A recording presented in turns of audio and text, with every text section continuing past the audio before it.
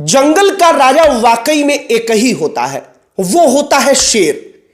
हमने जब चिराग पासवान को लेकर जो अभी उपचुनाव बिहार में खत्म हुआ है विधानसभा की सीटों पर, उसके बारे में एक एक करके जानकारी जुटाना शुरू किया तो हमें लगा कि वाकई में पासवानों के लिए राजा चिराग पासवान अब भी है।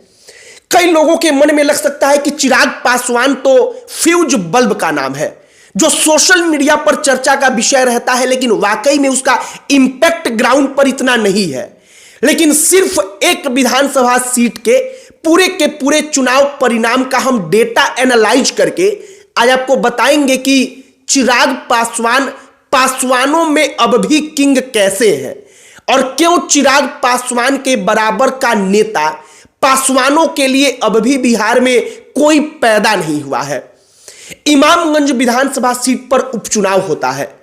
जीतन राम मांझी जो पूर्व बिहार के सीएम रहे हैं, मुख्यमंत्री रहे हैं, मौजूदा वक्त में केंद्र में मंत्री हैं, उनकी बहू है दीपा मांझी, वो उनकी पार्टी से चुनाव लड़ती हैं। उनकी पार्टी का मतलब कि बीजेपी, चिराग पासवान, नीतीश कुमार, जो इन तमाम लोगों का गठबंधन है एनडीए, उसकी उम्मीदवार रहती हैं। अब चिराग पासवान वहां पर चुनाव प्रचार करने नहीं जाते हैं। एक मैसेज वहां पर जाता है विधानसभा में कि चिराग पासवान और जीतन राम मांझी के बीच टसन जो है वो चल रहा है, सब कुछ ठीक नहीं है। इसके बाद कैसे उस विधानसभा के सीट पर चिराग पासवान के वोटरों ने मुसहर बनाम पासवान का खेल किया और बताया कि चिराग पासवान अब भी उनके लिए सर्वमान्य है। आज के वीडियो में हम आपको यही बताएंगे। आगे बातचीत करने से पहले हमारा नमस्कार स्वीकार करिए। हमारा नाम मोहित कुमार सिंह है और इमामगंज विधानसभा सीट जो है वो गया जिले में पड़ता है। हालांकि लोकसभा क्षेत्र की आप बात करें तो लोकसभा क्षेत्र औरंगाबाद हो जाता है, जिला गया और लोकसभा क्षेत्र औरंगाबाद। लेकिन खास बात समझिए कि गया जिला जो है वहां पर मुसहर मतलब कि मांझी ये मतदाता भी ज्यादा है और इसके बाद जो पासवान है वो पासवान भी ज्यादा है। अब बड़े सामान्य भाषा में आपको हम कुछ समझा रहे हैं, उसको धैर्य से समझिएगा। अगर किसी इलाके में अगड़ी जातियों के वोटरों का संख्या मात्र 7% है, 8% है, तो वो जहां वोट देना होता है एक साथ दे देते हैं। मतलब मान लीजिए भूमिहार, राजपूत, ब्राह्मण, ये तमाम वोटर एक साथ बीजेपी के नाम पर बीजेपी को वोट दे देंगे। लेकिन जिस विधानसभा क्षेत्र में भूमिहार भी है 12-13%, राजपूत भी है 12-13%, वहां पर मामला भूमिहार बनाम राजपूत का बन जाता है।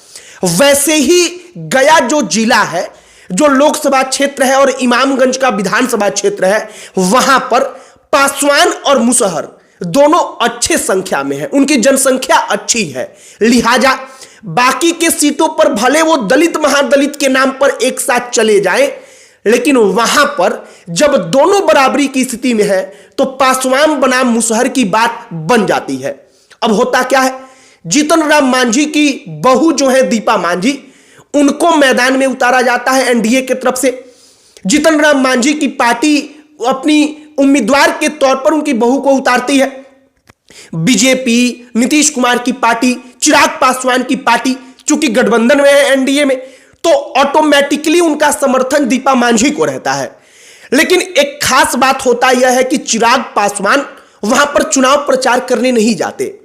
अब चिराग पासवान का ना जाना कितना बड़ा इंपैक्ट क्रिएट कर सकता है आप समझिए।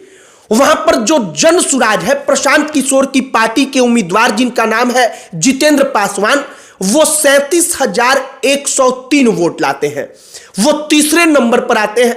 जबकि वही जितेंद्र पासवान 2020 में वहां से चुनाव लड़ते हैं तो महज कुछ हजार वोट लाते हैं, मतलब इसका आधा भी नहीं। वहीं 2020 के विधानसभा के चुनाव में चिराग पासवान की पार्टी वहां से अपना उम्मीदवार बनाती है शोभा सिन्हा को, और एलजेपी के उम्मीदवार के तौर पर शोभा सिन्हा को 2020 के विधानसभा के चुनाव में वोट मिलता है 14,197। मतलब कि चिराग पासवान के पासवान वोटर उस वक्त भी उनका साथ देते हैं, उनके पार्टी के नाम पर शोभा सिन्हा को वोट देते हैं। और 2024 के विधानसभा के चुनाव में जब चिराग पासवान प्रचार करने नहीं जाते तो एक संदेश जाता है पासवानों में कि जात के नाम पर जात को वोट दो, और वो जितेंद्र पासवान को वोट करते हैं। एक बात आप समझिए कि इसको लेकर बड़ी समीक्षा चली कि जन सुराज ने क्या वाकई में कोई इंपैक्ट क्रिएट किया है। लेकिन हम बड़ी ईमानदारी से कहें तो जन सुराज की पार्टी को जो कैंडिडेट जो उनके थे जितेंद्र पासवान, उनको वोट इसलिए मिला क्योंकि चिराग पासवान ने ऐसा होने दिया। अगर जीतन राम मांझी की बहू दीपा मांझी चुनाव हार गई होती तो इसको लेकर बड़ा चर्चा होता, लेकिन चूंकि वो चुनाव जीत गई तो इसीलिए इस पर चर्चा कम हो रहा है। लेकिन हम चर्चा इसलिए कर रहे हैं क्योंकि आपको पता चले कि चिराग पासवान वाकई में कितना इंपैक्टफुल चेहरा है। वाकई में पासवान वोटर जो है वो चिराग पासवान के इशारे को फॉलो करता है। वो जो बोलते हैं वो भी समझता है, और जहां चुप हो जाते हैं वह भी समझता है। बताया जा रहा है, जो बड़े बड़े राजनीतिक के विशेषज्ञ हैं वो कह रहे हैं कि जन सुराज का वो वोट नहीं था, वो जितेंद्र पासवान को वोट मिला क्योंकि वो पासवान थे, और वोट इसलिए मिला क्योंकि चिराग पासवान और जीतन राम मांझी के बीच का टसन पासवानों को पता था, और वो सीट जो है, क्षेत्र जो है, वो पासवान और मुसहर बाहुल्य है। मतलब पासवान बनाम मुसहर की बात वहां पर चलती है, इसीलिए वो वोट पासवानों का जाति के नाम पर पासवान को गया। बताया जा रहा है कि अगर चिराग पासवान प्रचार करने जाते तब दीपा मांझी के जीत का अंतर और अधिक होता। जन सुराज के उम्मीदवार को मिला वोट बेहद कम होता। 2020 में जब शोभा सिन्हा को चिराग ने उम्मीदवार बनाया, किसी पार्टी का गठबंधन उनके साथ नहीं था, वो अकेले मैदान में थी, फिर भी उनकी पार्टी के उम्मीदवार को 8% से ज्यादा वोट मिला, जो इस बात को बताता है कि उस विधानसभा से क्षेत्र में चिराग पासवान की पार्टी का वोट था, उनके अपने जाति का समर्थन उनके साथ था। 2024 में जन सुराज के जितेंद्र पासवान को मिला और उनका वोट जो है वो अचानक से बढ़ा, जिसकी बड़ी चर्चा हुई। फिलहाल हम यहां पर जन सुराज के उम्मीदवार के जरिए यह बताने का प्रयास कर रहे हैं कि चिराग पासवान की जो महत्वपूर्णता है विधानसभा के चुनाव में वो क्या होगी।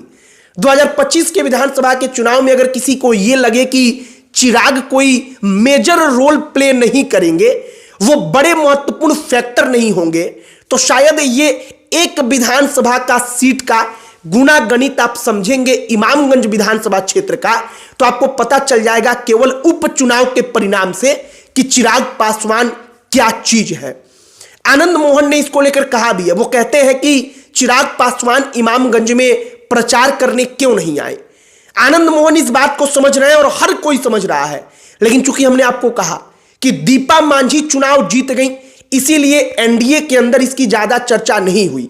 लेकिन अगर वो चुनाव हार जाती तब आप देखते हैं कि इसको लेकर बड़ी चर्चा होती। बाकी चुनाव भले दीपा मांझी जीत गई, लेकिन चिराग पासवान वाकई में कितने महत्वपूर्ण है वो इस बात से पता तो चल ही गया। और इसीलिए हमने कहा कि जंगल का राजा एक ही होता है, और पासवान वोटरों का पूरा जो जंगल है उसका राजा मौजूदा समय में चिराग पासवान है। उस एकमात्र विधानसभा सीट ने फिर से इस बात को साबित किया है। आपकी प्रतिक्रिया का हमें इंतजार रहेगा। बाकी वीडियो यहीं पर समाप्त करते हैं। अंत में हमारा परिचय, हमारा नाम मोहित कुमार सिंह है। बहुत बहुत धन्यवाद।